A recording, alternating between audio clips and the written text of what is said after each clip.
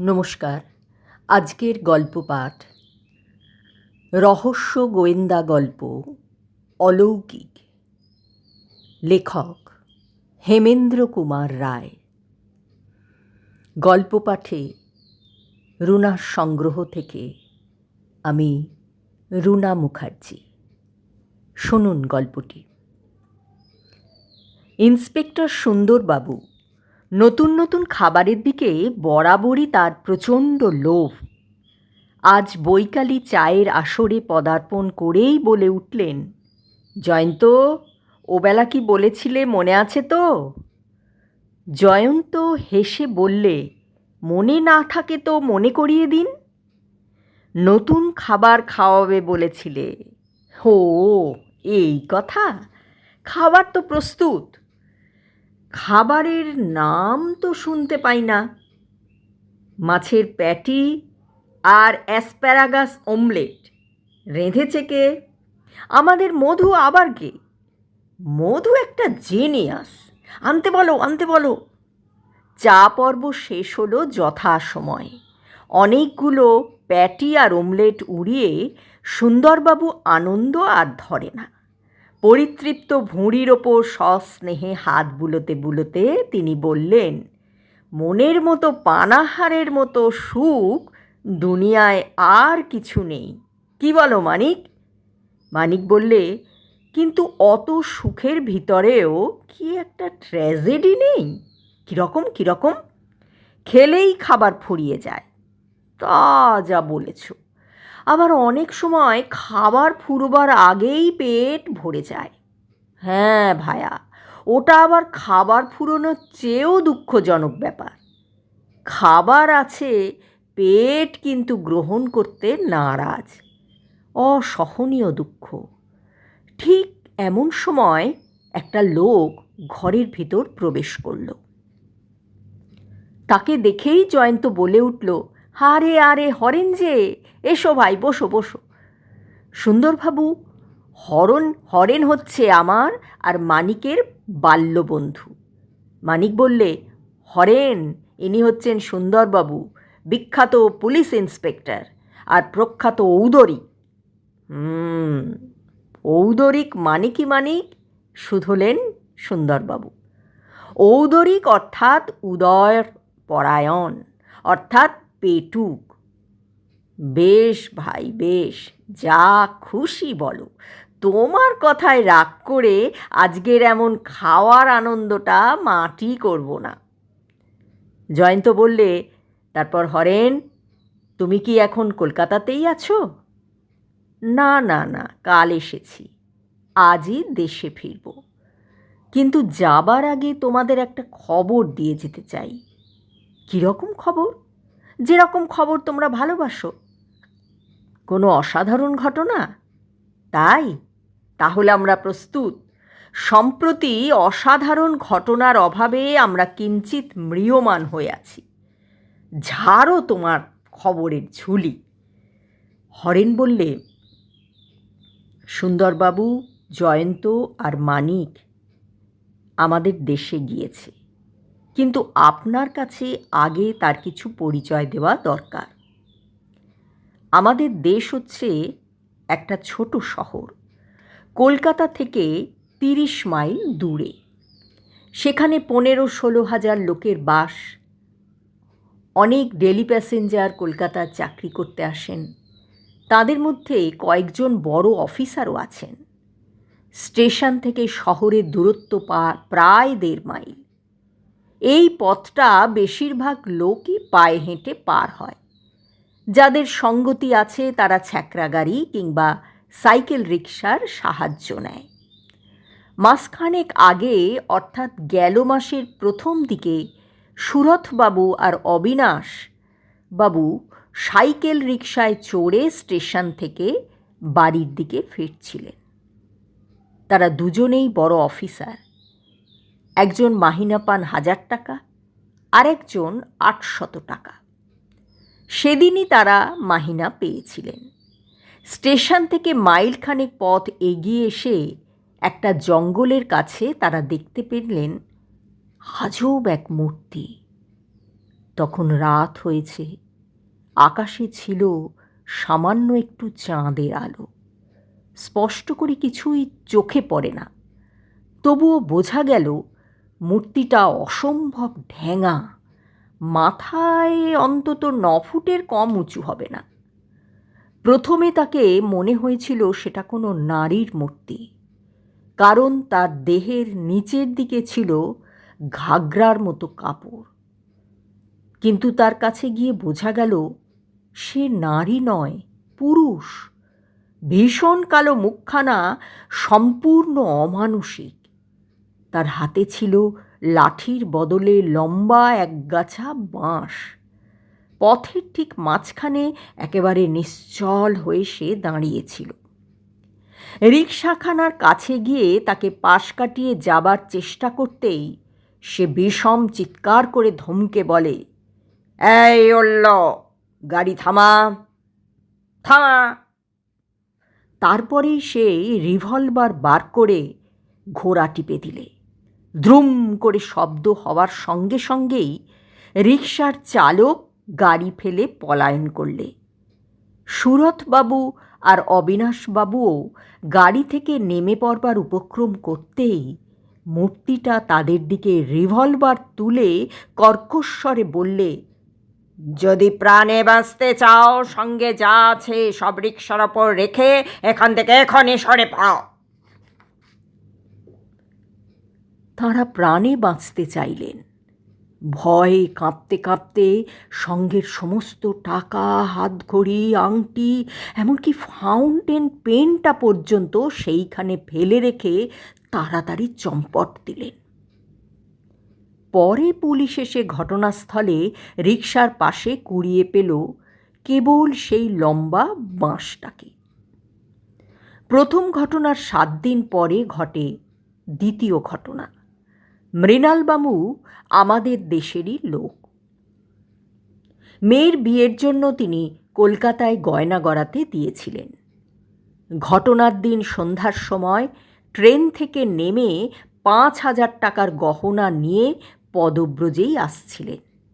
তিনিও একটা জঙ্গলের পাশে সেই সুদীর্ঘ ভয়াবহ মূর্তিটিকে অস্পষ্টভাবে দেখে থমকে দাঁড়িয়ে পড়েন।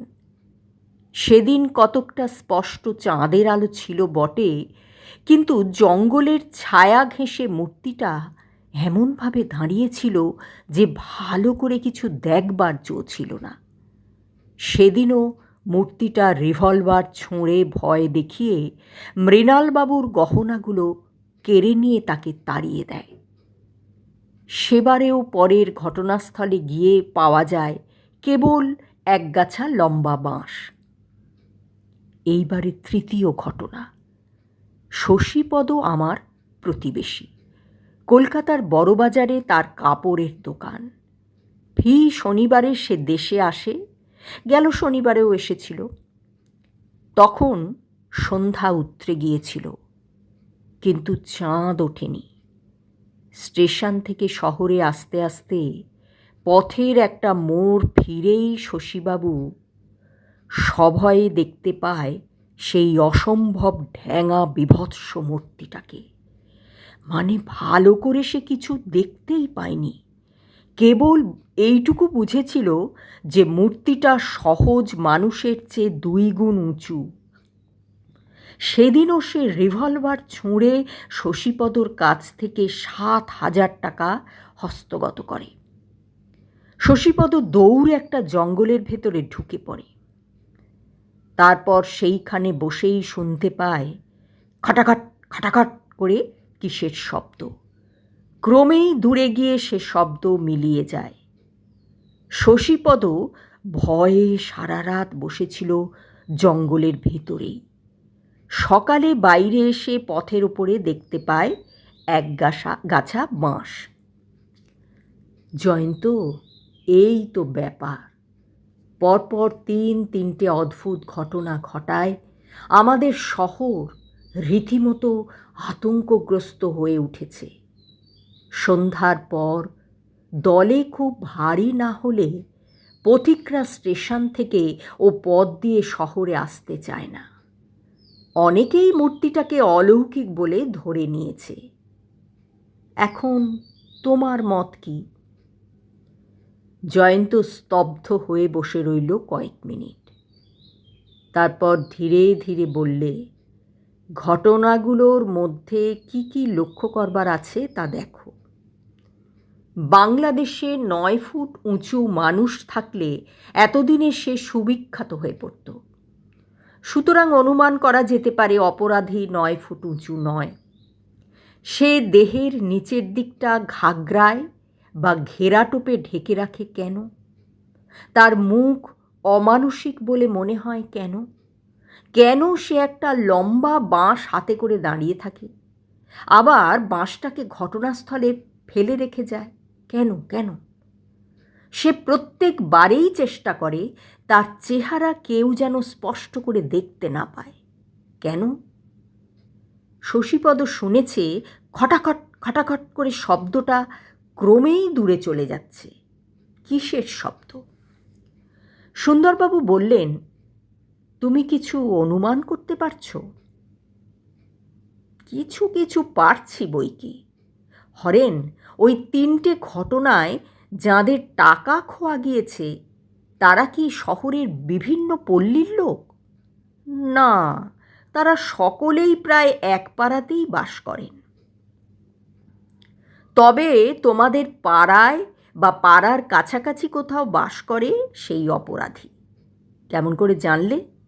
নইলে ঠিক কোন সময় কোন ব্যক্তি প্রচুর টাকা নিয়ে দেশে ফিরে আসবে, অপরাধী নিশ্চয়ই সে খবর রাখতে পারত না। না জয়ন্ত, আমাদের পাড়ায় কেন, আমাদের শহরেও 9 ফুটের উঁচু লোক নেই। আমিও কথা জানি। তোমার কথা আমি বুঝতে পারছি না। আপাতত বেশি কিছু বুঝেও কাজ নেই। আমাকে আরও কিঞ্চিত চিন্তা করবার সময় দাও। তুমি আজই দেশে ফিরে যাচ্ছ তো? হ্যাঁ, পরশু দিনই আমার কাছ থেকে একখানা জরুরি চিঠি পাবে। আমার নির্দেশ অক্ষরে অক্ষরে পালন করবে। তার ঠিক 1 সপ্তাহ পরে তুমি কলকাতায় এসে আমাদের তোমার দেশে নিয়ে যাবে। হরেন চলে গেল। জয়ন্ত যেন নিজের মনেই গুনগুন করে বলল, খাটাখাট খাটাখাট। মূল্যবান সূত্র। নির্দিষ্ট দিনে দুপুরবেলায় হরেন এসে হাজির। জয়ন্ত শুধলে, চিঠিতে যা যা বলেছি ঠিক সেই মতো কাজ করেছ তো? অবিকল। মানিক, সুন্দরবাবুকে ফোন করে জানাও আজ 5:30টার ট্রেনে আমরা যাত্রা করব। প্রায় 7:30টার সময় তারা হরেনদের দেশে এসে নামল। আকাশ সেদিন নিশ্চন্দ্র। স্টেশন থেকে শহরে যাবার রাস্তায় সরকারি তেলের আলোগুলো অনেক তফাতে তফাতে থেকে মিটমিট করে জ্বলে যেন। অন্ধকারের নিবিড়তাকেই আরও ভালো করে দেখবার চেষ্টা করছিল। নির্জন পথ, আশেপাশের ঝোপঝাড়ের বাসিন্দা কেবল মুখর ঝিল্লির দল। 2খানা সাইকেল রিকশায় চড়ে তারা যাচ্ছিল। প্রথম গাড়িতে বসেছিল হরেন ও মানিক, দ্বিতীয় গাড়িতে জয়ন্ত ও সুন্দরবাবু।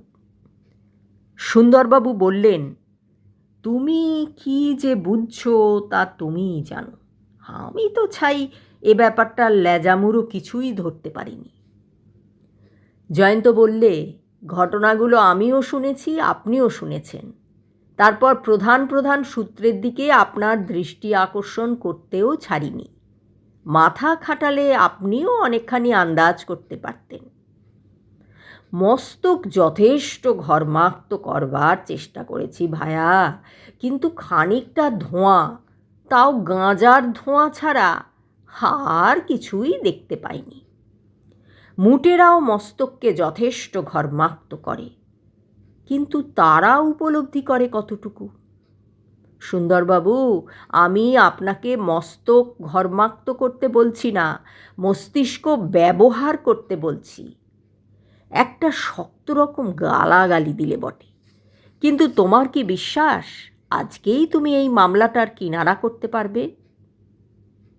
হয়তো পারব, কারণ অপরাধীরা প্রায় নির্দিষ্ট পদ্ধতিতে কাজ করে বিপদে পড়ে। হয়তো পারবো না, কারণ কোনো কোনো অপরাধী নিজের নির্দিষ্ট পদ্ধতি ত্যাগ করতেও পারে। কিন্তু হুঁশিয়ার, পথের মাঝখানে আবছায়া গোছের কি একটা দেখা যাচ্ছে না? হ্যাঁ, দেখা যাচ্ছে বটে। মুক্ত আকাশের স্বাভাবিক আলো দেখিয়ে দিলে অন্ধকারের মধ্যে একটা অচঞ্চল, নিশ্চল ও সুদীর্ঘ ছায়ামূর্তি বাতাসে নড়ে চড়ে উঠছে। কেবল তার পরনের জামা কাপড়গুলোই নড়ছে। আচম্বিতে একটা অত্যন্ত কর্কশ ও হিংস্র চিৎকার চারিদিকে নিস্তব্ধতাকে চমকে দিয়ে জেগে উঠল। হ্যাঁ, থামাও গাড়ি, থামাও গাড়ি। সঙ্গে সঙ্গে রিভলভারের শব্দ। কিন্তু কিন্তু তার আগেই অতি সতর্ক জয়ন্ত ছুটন্ত গাড়ি থেকে বাঘের মতো লাফিয়ে পড়ছে এবং গর্জন করে উঠেছে তারও হাতের রিভলভার। গুলি গিয়ে বিদ্ধ করল মূর্তির ডান হাতখানা। কেবল তার রিভলভারটা খসে পড়ল মাটির উপরে সশব্দে। কেবল রিভলভার নয়, আর একটাও কি মাটিতে পড়ার শব্দ হলো। বোধহয় বংশদণ্ড। অস্ফুষ্ট আর্তনাদ করে মূর্তিটা ফিরে দাঁড়াবার উপক্রম করে পালাবার চেষ্টা করলে, কিন্তু পারলে না। এক সেকেন্ড টলটলয়মান হয়ে হুড়মুড় করে লম্বমান হলো একেবারে পথের উপরে। থপথপিয়ে জ্বলে উঠল 4-4টে টর্চের বিদ্যুৎ বহ্নি। জয়ন্ত ক্ষিপ্র হস্তে ভূপতিত মূর্তিটার গা থেকে কাপড় চোপড় টান মেরে খুলে দিলে। দেখা গেল তার দুই পদের সঙ্গে সংলগ্ন হয়ে আছে দুইখানা সুদীর্ঘ যষ্টি, ইংরেজিতে যাকে বলে স্টিল এবং বাংলায় যাকে রণপা বলে। জয়ন্ত বললে, দেখছি এর মুখেও রয়েছে একটা প্রকাণ্ড মুখোশ, কাফ্রির মুখোশ। এখন মুখোশের তলায় আছে কার শ্রীমুখ সেটাও দেখা যেতে পারে। আর একটানে খসে পড়ল মুখোশও। হরেন সবিস্ময়ে বলে উঠল, আরে আরে, এ যে দেখছি আমাদের পাড়ার বখাটে ছেলে রজত। অল্প বয়সে মা বাবা মারা যায়, সঙ্গে সঙ্গে কুপথে যায়, কুসঙ্গীদের দলে মেশে নেশাখোর হয়, জুয়ো খেলে, পাড়ার লোকেদের ওপর অত্যাচার করে। এর জন্য সবাই ত্রস্ত ব্যতিব্যস্ত। কিন্তু এর পেটে যে এমন শয়তানি, এটা তো আমাদের স্বপ্নেও অগোচর ছিল। জয়ন্ত বললে, সুন্দরবাবু, প্রধান প্রধান সূত্রের কথা আগেই বলেছি। এখন সব কথা আবার নতুন করে বলবার দরকার নেই। কেবল 2-3টে বিষয় উল্লেখ করলেই যথেষ্ট হবে। গোড়া থেকেই আমার দৃঢ় ধারণা হয়েছিল অপরাধী হরেনেরই পাড়ার লোক। সে পাড়ায়, এমনকি সে শহরেও 9 ফুটের উঁচু কোনো লোকই নেই। সুতরাং ধরে নিলুম সে উঁচু হয়েছিল কোনো কৃত্রিম উপায় অবলম্বন করে। অপরাধের সময় সে আবছায়ায় অবস্থান করে, পাছে কেউ তার কৃত্রিম উপায়টা আবিষ্কার করে ফেলে। তাইতেই আমার ধারণা হলো দৃঢ়মূল। এখন সেই কৃত্রিম উপায়টা কি হতে পারে? শশীপদ শুনেছিল খটাখট খটাখট করে কি একটা শব্দ ক্রমেই দূরে চলে যাচ্ছে। এই নিয়ে ভাবতে ভাবতে ধাঁ করে আমার মাথায় আসে রণপার কথা। রণপার উপরে আরোহণ করলে মানুষ কেবল উঁচু হয়ে ওঠে না, খুব দ্রুত বেগে চলাচল করতেও পারে। সেকালে বাংলাদেশের ডাকাতরা এই রণপায় চড়ে এক এক রাতেই 50-60 মাইল পার হয়ে যেতে পারত। পদক্ষেপের সময় রণপা যখন মাটির উপরে পড়ে, তখনই খটাখট খটাখট শব্দ হয়। কিন্তু রণপায় উঠে কেউ স্থিরভাবে দাঁড়িয়ে থাকতে পারে না। তাল সামলাবার জন্য চলাফেরা করতে হয়। অপরাধী স্থির হয়ে দাঁড়িয়ে থাকবার জন্য একগাছা বাঁশের সাহায্য গ্রহণ করত। কার্যসিদ্ধির পর বাঁশটাকে সে ঘটনাস্থলেই পরিত্যাগ করে যেত। কারণ রণপায় চড়ে ছোটবার সময় এত বড় একটা বাঁশ হয়ে ওঠে উপসর্গর মতো। সুন্দরবাবু বললেন, এসব তো বুঝলুম, কিন্তু আসামি এমন বোকার মতো আমাদের হাতে ধরা দিলে কেন, সেটা তো বোঝা যাচ্ছে না। জয়ন্ত হাসতে হাসতে বললে, ওটা আমার কল্পনা শক্তির মহিমা। আগেই বলেছি তো, অপরাধীরা নির্দিষ্ট পদ্ধতিতে কাজ করতে গিয়েই বিপদে পড়ে। অপরাধী সর্বদাই খোঁজ রাখত পাড়ার কোন ব্যক্তি কবে কি করবে বা কি করবে না। আমার নির্দেশ অনুসারে হরেন রটিয়ে দিয়েছিল, কলকাতায় ব্যাংকের পর ব্যাংক ফেল হচ্ছে, সে ব্যাংকে আর নিজের টাকা রাখবে না। অমুক তারিখে কলকাতায় গিয়ে সব টাকা তুলে নিয়ে আসবে। অপরাধী এ টোপ না গিলে পারেনি। সুন্দরবাবু বললেন, একেই বলে ফাঁকতালে কিস্তিমাত। গল্প পাঠ শেষ হলো। আমার গল্পটি যদি আপনাদের ভালো লেগে থাকে তাহলে অবশ্যই শেয়ার, লাইক, কমেন্ট করবেন। আপনাদের মূল্যবান মতামতের অপেক্ষায় রইলাম। সকলে খুব ভালো থাকবেন।